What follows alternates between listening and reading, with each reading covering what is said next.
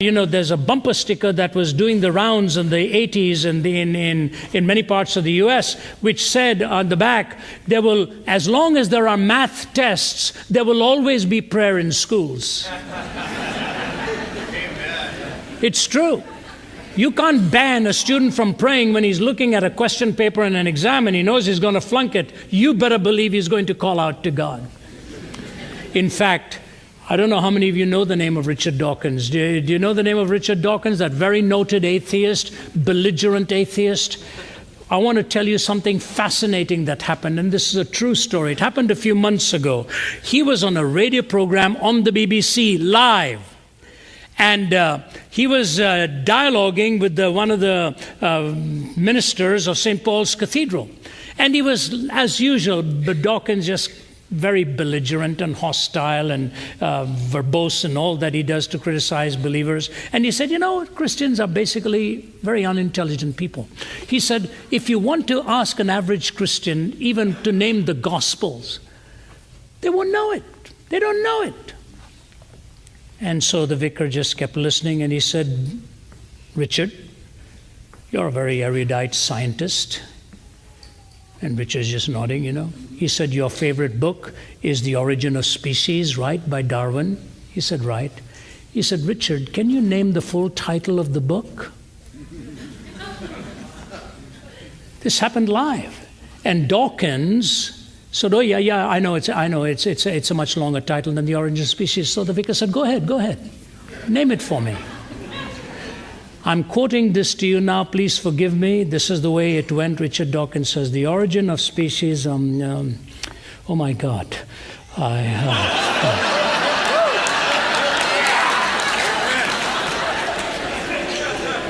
The ultimate proof of the sovereignty and omnipotence of God is that it even takes an atheist who doesn't believe in him to call upon him to remind him of the title of the book that helped him deny him.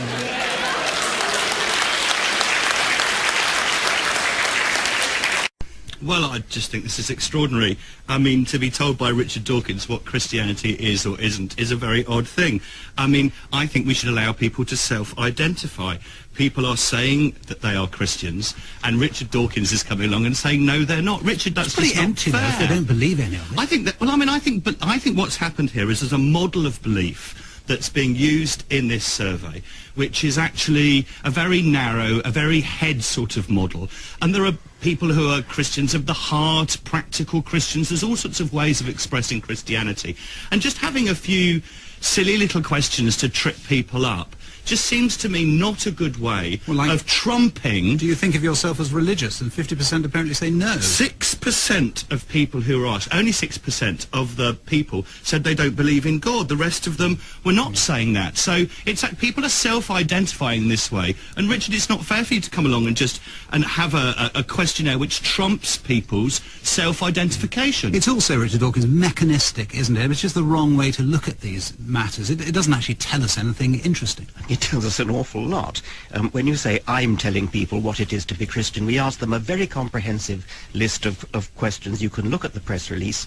It would be very hard for anyone to deny that many of these questions, most of these questions, are fundamental to the Christian religion. But you're saying they're not Christians even if they think of themselves as Christian. You know what they are, even though they tell you. I'm not presenting my opinion here. This press release is offered to people to look down it and say, look, these people who call themselves Christians actually don't read the Bible, don't go to church, don't believe Jesus was the Son of God, don't even know what the first book of the New Testament is. But Richard, it's up to you to make up your mind whether you think they're Christian. Don't ask me. My opinion is not relevant. Richard, if I said to you, what is the full title of The Origin of Species? I'm sure you could tell me that. Yes, I could.